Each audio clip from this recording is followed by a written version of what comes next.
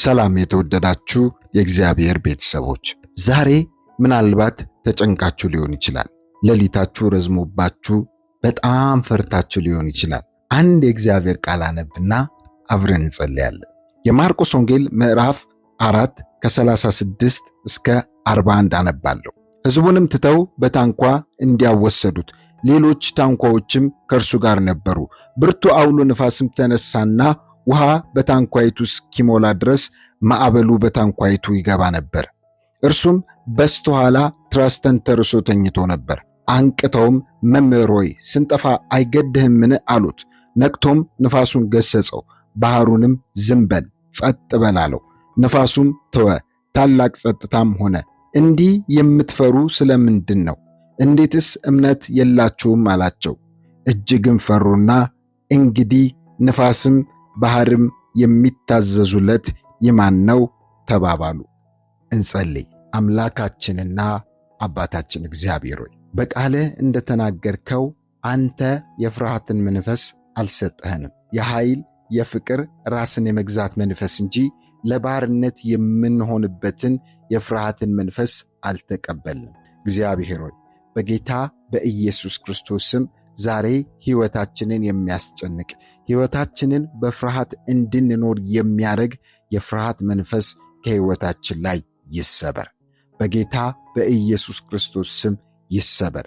ከቤተሰቦቻችን ዙሪያ፣ ከምድሪቱ ዙሪያ እግዚአብሔር ሆይ በኢየሱስ ስም የፍርሃት መንፈስ ይሰበር።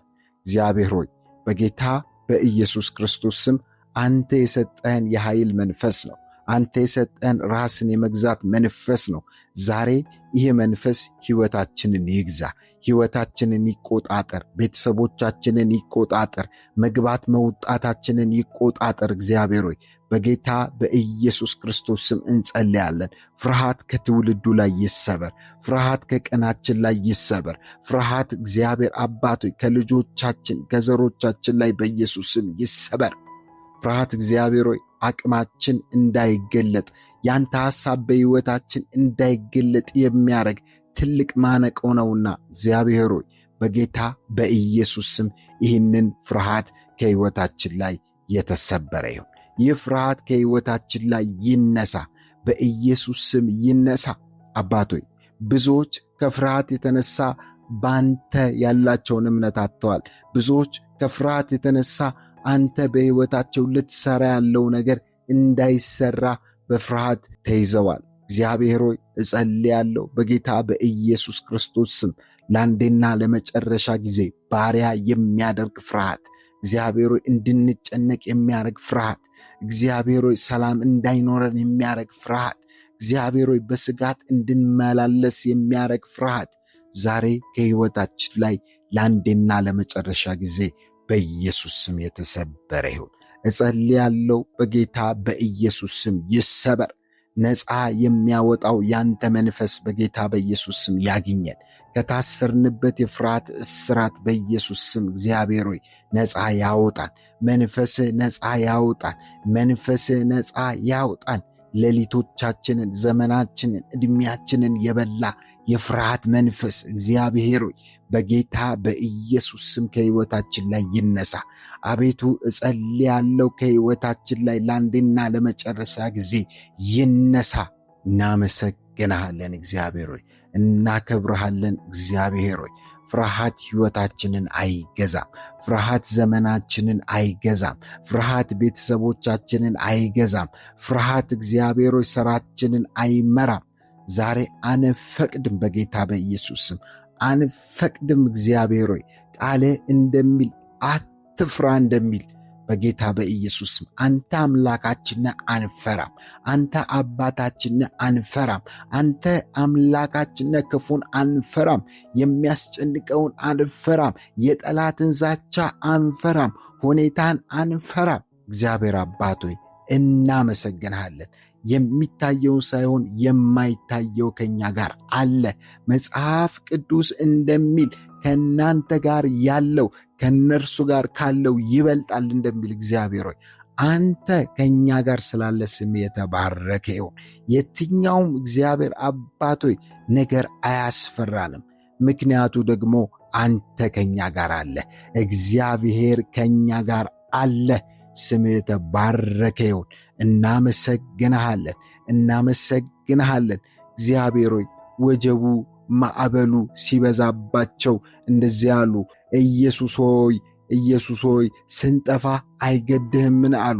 ወጀቡን የሚያዝ የወጀቡ ጌታ ከእነርሱ ጋር ሆኖ ወጀቡ አስፈራቸው። ያ ኤክስፒሪየንስ፣ ብዙ ዓመት የለመዱት ኤክስፒሪየንስ፣ ብዙ ዓመት ባህር ላይ አሳልፈዋል። ወጀብን ማዕበልን እንዴት መቋቋም እንደሚችሉ ያውቃሉ።